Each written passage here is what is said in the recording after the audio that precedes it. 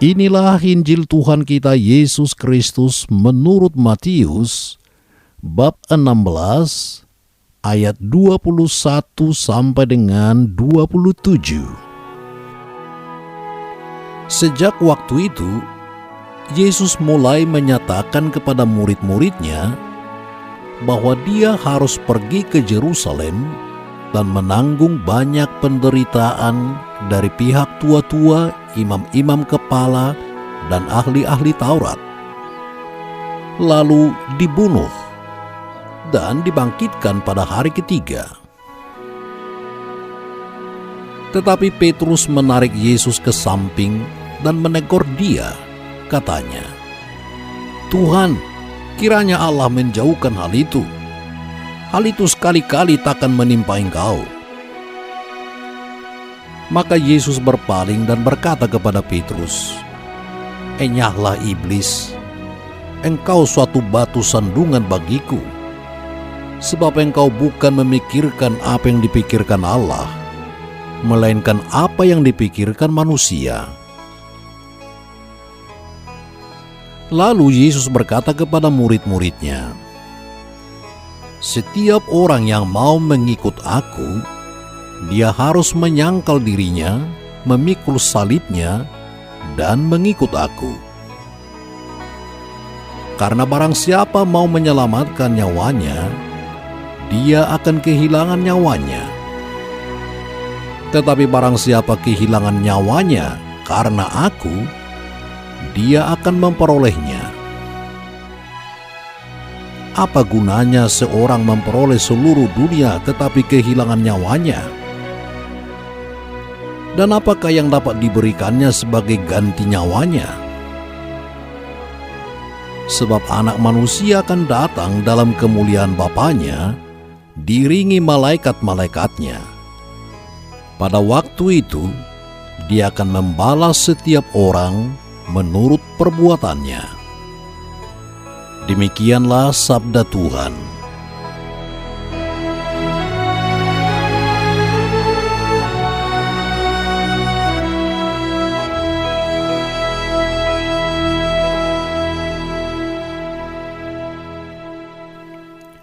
Saudara-saudari yang terkasih di dalam Tuhan kita Yesus Kristus,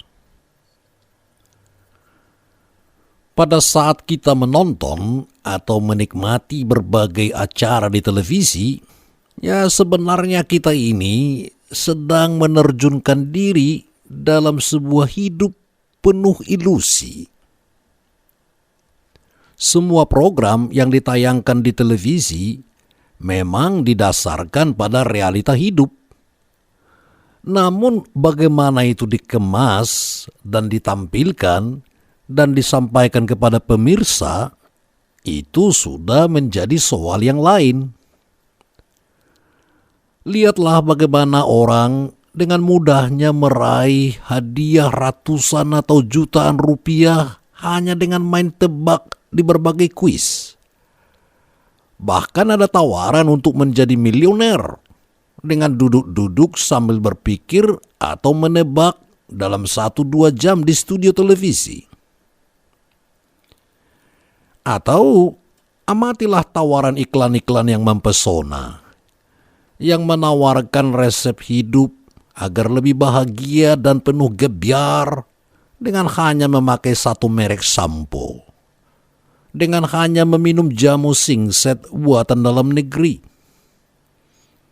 Bayi akan menjadi sehat gemuk dengan meminum susu sapi negeri asing, dan keluarga akan menjadi sejahtera dengan menaiki mobil terbaru yang didesain supaya orang betah bermimpi di dalamnya. Lalu dengan hanya menelan sebuah pil tertentu, semua penyakit tiba-tiba lenyap begitu saja, dan orang bisa bekerja dengan penuh konsentrasi jauh melebihi jam kerja. Ya saudara, manusia di zaman kita sekarang memang hidup dalam suatu zaman penuh ilusi. Dan hal ini dengan sangat jeli dimanfaatkan oleh dunia ini yang terus-menerus mendesain suatu kondisi yang memikat orang untuk masuk ke dalamnya. Dan seperti Rasul Paulus katakan, menjadi serupa dengan dunia ini. Lihatlah Roma bab 12 ayat 2. Hidup menurut semangat dunia adalah hidup yang mendewakan kenikmatan jasmani, sukses, rasa aman yang tidak terbatas, kebebasan mutlak, dan tidak terlalu peduli dengan penderitaan orang lain. Para penganut hedonisme, yakni para penikmat dunia ini, menyangkal adanya nilai dalam derita, menyangkal adanya nilai dalam perjuangan, dalam kemiskinan, bahkan menyangkal nilai dalam kematian. Sehingga pengorbanan itu tidak perlu. Ugah hari itu adalah penyiksaan diri, dan menjadi baik bagi orang lain adalah sebuah kebodohan. Nah, gara-gara dunia yang penuh ilusi inilah kehidupan di bumi ini menjadi kacau dan tidak pernah adil. Manusia menjadi serakah dan mencari rasa aman dengan mengumpulkan harta untuk 7 turunan dengan korupsi, dengan menipu, menciptakan sistem-sistem politik dan ekonomi yang menguntungkan negara-negara maju dan kaya dan membuntungkan negara-negara kecil dan miskin. Para pemimpin negara berusaha menciptakan keadilan dengan bertindak tidak adil, atau mencoba menghapuskan kemiskinan dengan menyingkirkan dan menggusur orang-orang miskin. Saudara-saudari yang terkasih, Nabi Yeremia yang hidup dalam kondisi sosial politik bangsa Israel yang sangat kacau saat itu, yaitu sebelum pembuangan Babel, sempat mengungkapkan protes kerasnya kepada Allah karena deritanya yang tidak berkesudahan. Yeremia bahkan menuduh Allah karena Allah telah memperdayakannya, karena ternyata kata-katanya menjadi sumber olok-olok dan cemoohan baginya. Yeremia sepertinya menyesal menjadi nabi, dan dia ingin berdiam diri dan ogah menyuarakan kehendak Allah kepada bangsa yang bebal itu. Tetapi apa yang dirasakannya? Hati Yeremia seperti terbakar oleh firman Tuhan dan tak sanggup menahannya, dan akhirnya menyerah dan menerima bahwa semua derita hidup itu adalah justru bagian dari martabatnya sebagai seorang manusia nabi, seorang hamba Allah. Lihatlah kitab Yeremia bab 20 ayat 7 sampai dengan 9. Saudara-saudariku yang terkasih di dalam Kristus, penolakan jalan salib sebagai sebuah jalur normal kehidupan pengikut Kristus sudah juga terungkap dalam teguran Petrus kepada sang guru. Ketika Yesus mengumumkan bahwa dia harus pergi ke Yerusalem dan menanggung penderitaan. Lalu Yesus memarahi Petrus dan menyebutnya iblis karena menolak jalan salib sebagai bagian dari hidup Yesus dan hidup mereka juga. Malah dengan tegas Yesus menekankan perlunya orang menghargai penderitaan bila ingin menjadi pengikutnya. Dia katakan, setiap orang yang mau mengikuti aku, dia harus menyangkal dirinya, memikul salibnya, dan mengikuti aku. Dengan sabda ini, Yesus memberikan suatu nomor PIN khusus untuk menjadi anggotanya. Itulah jalan salib. Jalan salib sebagai jalan satu-satunya untuk merealisasikan nilai kemanusiaan yang terdalam.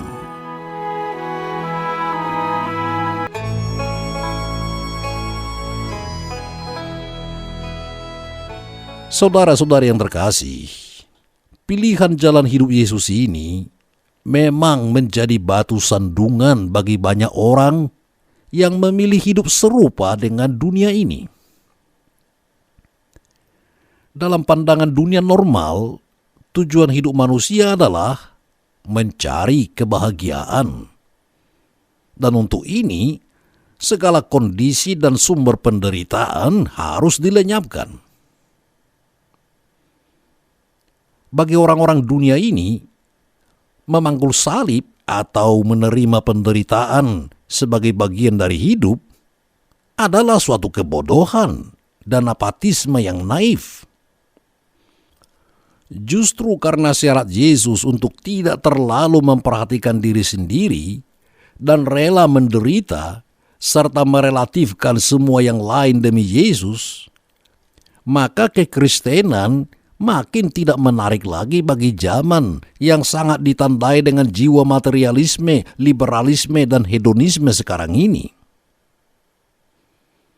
Mengikuti Yesus dengan syarat mau menderita adalah suatu alternatif hidup yang makin absurd bagi manusia-manusia modern sekarang ini. Saudara-saudari yang terkasih di dalam Kristus, memang tidak mungkin orang memahami cara berpikir Allah atau memahami Yesus dan memahami kekristenan tanpa pembaharuan budi. Seperti yang dianjurkan oleh Rasul Paulus kepada jemaat di Roma. Rasul Paulus katakan, "Janganlah kamu menjadi serupa dengan dunia ini, tetapi berubahlah oleh pembaharuan budimu, sehingga kamu dapat membedakan manakah kehendak Allah, apa yang baik, apa yang berkenan kepada Allah, dan yang sempurna." Roma bab 12 ayat 2. Pembaharuan budi yang dimaksud adalah merubah pandangan hidup secara total, mengganti persepsi dengan cara mengambil alih cara berpikir ilahi. Pertama-tama, orang perlu menghalau ilusi hidup bahagia yang serba instan dan menerima realita bahwa hidup siapapun tidak akan pernah lepas dari berbagai bentuk penderitaan. Adakah seorang raja otomatis menjadi raja tanpa melalui pendidikan yang keras, pelatihan berbagai hal-hal praktis dalam hidup, dan wajib untuk tidak melakukan hal-hal tertentu walaupun dia sangat menyukainya? Adakah seorang pengusaha yang selalu untung sejak dia membuka usahanya? Adakah seorang atlet olahraga yang bisa menang tanpa latihan yang keras? Dan adakah seorang bintang film yang makan sesuka hatinya sehingga badannya menjadi gembrot karena penuh lemak? Dia malah harus menderita, tidak memakan es krim kesukaannya demi kebugaran tubuhnya, sehingga tetap dikagumi oleh orang. Saudara-saudari, setiap perjuangan untuk mencapai sesuatu sebenarnya adalah sebuah jalan salib yang harus dilalui untuk mencapai puncak.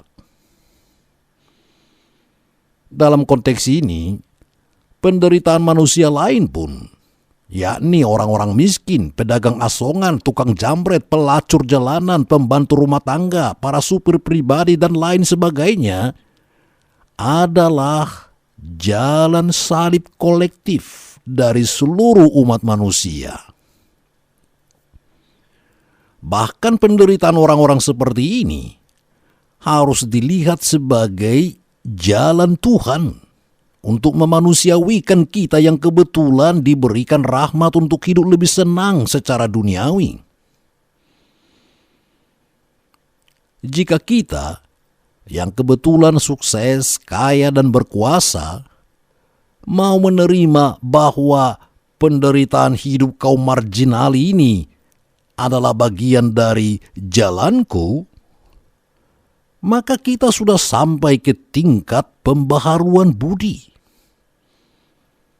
Karena tentu saja orang sadar seperti ini akan menjadi baik kepada pembantu rumah tangganya, akan menjadi baik kepada sopirnya, kepada pegawai kelas rendah di kantornya. Dan dia akan menghargai semua orang yang bekerja, walaupun pekerjaan itu hanya sekedar menjadi TKW yang sering dilihat sebagai orang-orang kecil. Saudara-saudariku yang terkasih, jalan salib adalah nomor PIN yang disediakan Yesus bagi siapa saja yang mau hidup real dan tidak berenang dalam ilusi. Dengan mau memangkul salib sendiri, artinya menerima bahwa penderitaan itu bernilai, maka orang akan mau berkorban. Dia tidak melakukan apa yang dapat dilakukannya dan tidak melakukan apa yang menyenangkannya, agar dapat melakukannya bagi orang lain dan menyenangkan orang lain. Misalnya saja, saudara, jika kita dengan sengaja membatalkan makan malam bersama di sebuah restoran mahal satu kali, lalu duit yang seharusnya dihabiskan untuk itu diberikan kepada pembantu rumah tangga yang anaknya sakit keras dan butuh biaya, maka orang itu sudah melakukan sebuah jalan salib. Ingin contoh lain? Ya, lihat saja rumah dan manusia-manusia yang bekerja pada Anda. Di sana terbentang banyak jalan salib. Jalan salib Kristus. Soalnya adalah, maukah kita melangkah? Amin.